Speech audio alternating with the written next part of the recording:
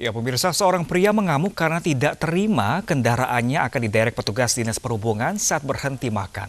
Pemilik mobil bahkan membanting mangkuk mie ayam di hadapan petugas. Mobil, ya derek aja kalau mau derek. Enggak, ambilkan aja derek. Ada wartawannya, kasih masuk aja.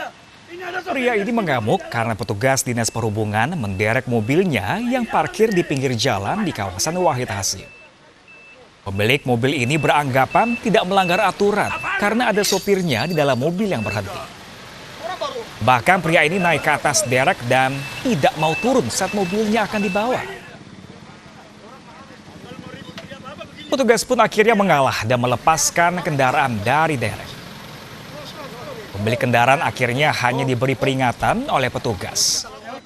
Pemilik kendaraan berjanji tidak akan mengulangi perbuatannya.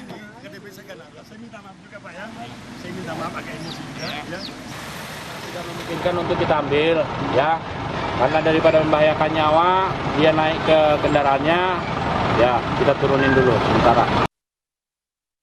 Ya, pemirsa, mobil rombongan staf Forkompinda Jawa Timur alami kecelakaan di Tol Kertosono Mojokerto kilometer 678. Gubernur Jawa Timur Khofifah Indar Parawansa tidak termasuk dalam rombongan. Sebuah mobil staf Forkompinda Jawa Timur Jumat sore kemarin alami kecelakaan tunggal di Tol Kertosono Mojokerto kilometer 678. Mobil alami pecah ban depan sebelah kiri sehingga oleng dan menabrak bus di depannya. Tidak ada korban jiwa dalam peristiwa ini, namun satu penumpang alami luka di bagian kaki kirinya. Humas Pemprov Jawa Timur menyatakan Gubernur Jawa Timur Khofifah Indar Parawansa tidak ikut dalam rombongan ini.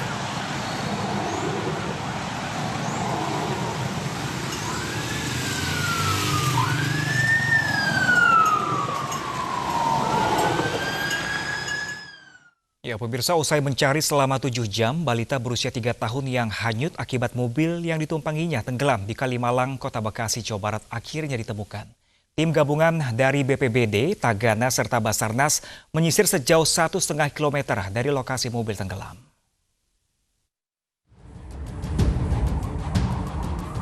Petugas gabungan Basarnas, BPBD, dan Tagana Kota Bekasi akhirnya menemukan jenazah NF, balita yang menjadi korban terperosoknya minibus di Sungai Kalimalang, Bekasi, Jawa Barat. Jasad NF ditemukan sejauh 1,5 km dari lokasi jatuhnya minibus. Korban kemudian dibawa ke RSUD Kota Bekasi untuk divisum. Alhamdulillah pukul 13.45 korban ditemukan di PDAM, yaitu di silang air di dekat jembatan Mamiri. Itu kurang lebih sekitar 1-1,5 km. Selain NF, wanita bernama Samsia juga ditemukan tewas usai hanyut di Sungai Kalimalang. Sementara itu, pengemudi mobil bernama Sutaryo dan anaknya MK yang berusia 10 tahun selamat. Peristiwa terperosoknya minibus ini terjadi pada Jumat dini hari. Diduga pengemudi mengantuk saat berkendara. Dari Bekasi, Jawa Barat, Rahmat Hidayat, iNews melaporkan. Sementara itu, pemirsa, seorang pria tewas tercebur sumur sedalam 20 meter di Matraman, Jakarta Timur. Keluarga korban pingsan saat jasad korban diangkat dari dalam sumur. Petugas pemadam kebakaran Jakarta Timur berusaha mengevakuasi seorang pria yang tercebur sumur di Jalan Bunga Dalam, Kelurahan Palmeriam, Matraman, Jakarta Timur. Randi, 35 tahun, ditemukan warga berada di sumur sedalam 20 meter saat akan mengambil air Jumat pagi. Korban ditemukan sudah tidak bernyawa. Tidak ada yang mengetahui penyebab Randi tercebur sumur. Mengetahui Randi tewas, keluarga korban tak sadarkan diri. Kurang lebih jam 7.33 dapat informasi ada orang terjebur dalam sumur. Namun informasi katanya ada masih hidup. Namun ternyata kami datang ke sini sudah meninggal dunia. Kronologis menurut warga tidak ada yang tahu karena selama 24 jam dia tidak ada di rumah, menghilang. Tiba-tiba tadi pagi ditemukan oleh warga sedang mengambil air, ada korban di bawah sumur ini. Belum diketahui penyebab pasti tewasnya Randi di dalam sumur. Jenazah selanjutnya dibawa ke rumah korban untuk proses identifikasi. Dari Jakarta, Rio Manik, iNews melaporkan. Hilang selama 3 hari, karyawan Metro TV ditemukan meninggal dunia di pinggir Tol Jor, Ulu Jami, Pesanggerahan, Jakarta Selatan.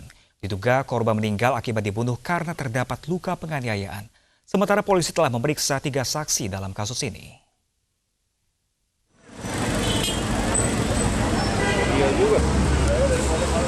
Jenazah Yodi Prabowo yang berprofesi sebagai editor Metro TV ditemukan warga di pinggir Tol Jor Jumat siang dengan kondisi tertelungkup dan masih menggunakan seragam serta helm.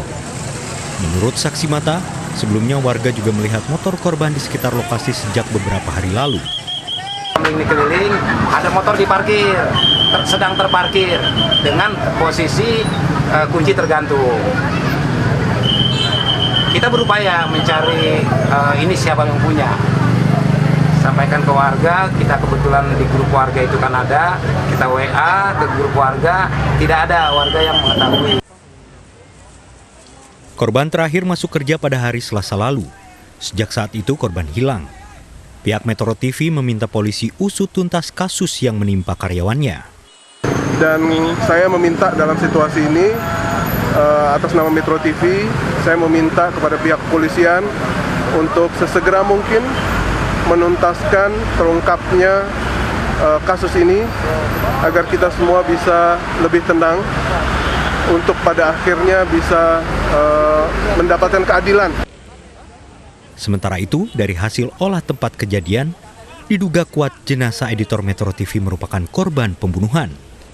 Yang kami temukan di TKP, karena yang bersangkutan adalah selaku editor, yang kami temukan adalah 1 set baju lengkap, kemudian handphone korban, kemudian juga ditemukan ada luka-luka dari korban.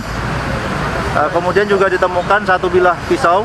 Ya, nanti kita akan cross check, kita konfirmasi, kemudian kita sinkronkan dengan barang bukti yang ditemukan di lapangan. Polisi telah memeriksa 3 saksi dalam kasus ini, yaitu penemu jenazah, teman, dan keluarga korban. Dari Jakarta, tim liputan iNews melaporkan. Sementara itu, pemirsa, polisi menangkap 3 pilot serta seorang bandar dalam kasus narkoba jenis sabu. Ketiga pilot masih aktif bekerja di maskapai plat merah dan swasta.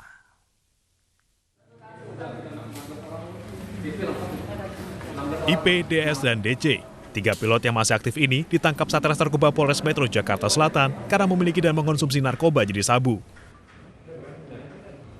2 pilot berasal dari maskapai plat merah dan 1 pilot dari maskapai swasta. Mereka ditangkap setelah polisi meringkus bandar sabu berinisial S. Ketiga pilot mengaku mengkonsumsi barang haram ini untuk konsentrasi.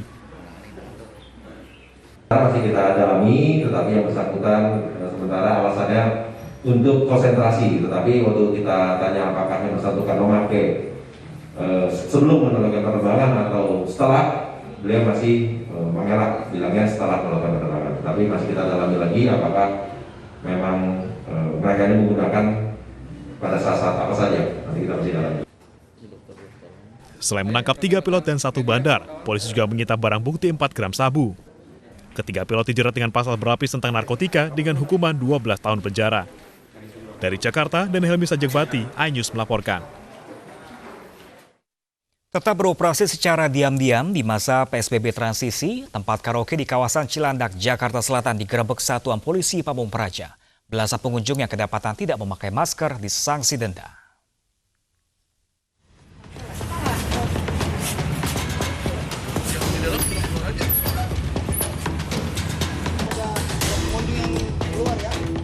Satuan Polisi Pamung Praja Jakarta Selatan membuka paksa pintu salah satu tempat karaoke di Jalan Fatmawati Raya Cilandak ini karena nekat beroperasi di masa PSBB transisi. Setelah berhasil masuk, petugas mendapati belasan pengunjung dalam satu ruangan dan 13 pegawai yang sedang bekerja. Karena terbukti melanggar peraturan Gubernur DKI nomor 51 tahun 2020 tentang pelaksanaan PSBB transisi, tempat karaoke ini disegel dan pemiliknya didenda Rp25 juta. Karena dia sifatnya juga bukannya silent, jadi sama mereka aja yang kenal, jadi nggak terlalu banyak ya. Ada 18 orang pengunjungnya, perempuannya ada 6, karyawannya ada 7. Selain menyegel dan mendenda pemilik tempat karaoke, 18 pengunjung yang kedapatan tidak menggunakan masker didenda petugas sebesar Rp250.000. Hingga kini belum ada keputusan dari Dinas Pariwisata dan Ekonomi Kreatif DKI Jakarta terkait kapan tempat hiburan malam seperti karaoke dan diskotek bisa kembali beroperasi. Dari Jakarta, Helmi Sajangbati, iNews melaporkan. Kapal patroli Pangkalan Penjagaan Laut dan Pantai menyergap kapal asing yang menyimpan jenazah warga negara Indonesia di dalam lemari pendingin. Pengejaran dilakukan karena pemerintah mendapat laporan atas dugaan kasus perdagangan manusia.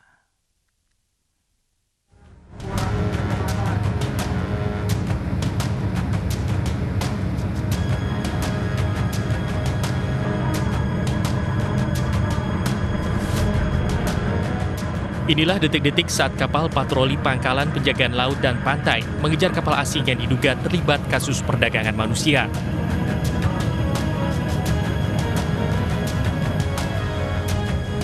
Meski telah diperingatkan, kapal Lu Huang Yuanyu tidak kunjung mengurangi kecepatan. Setelah pengejaran dan berkali-kali melancarkan peringatan, kapal asing tersebut akhirnya mengurangi kecepatan.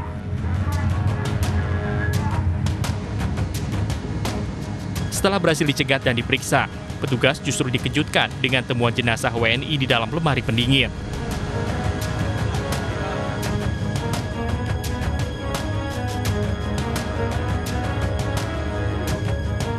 Diduga, ABK yang diketahui asal Lampung ini meninggal dunia setelah dianiaya di atas kapal.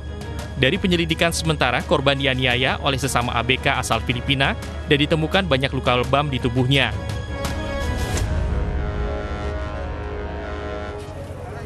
Selain itu, polisi menduga seluruh ABK yang bekerja di kapal Tiongkok ini adalah korban perdagangan manusia. Setelah menyita 2 kapal dengan nama Lu Huang Yuanyu 118 dan kapal Lu Huang Yuanyu 117, 21 ABK asal Indonesia dan 18 ABK asal Filipina kini diperiksa intensif di Lanal, Batam. Tim Liputan iNews melaporkan.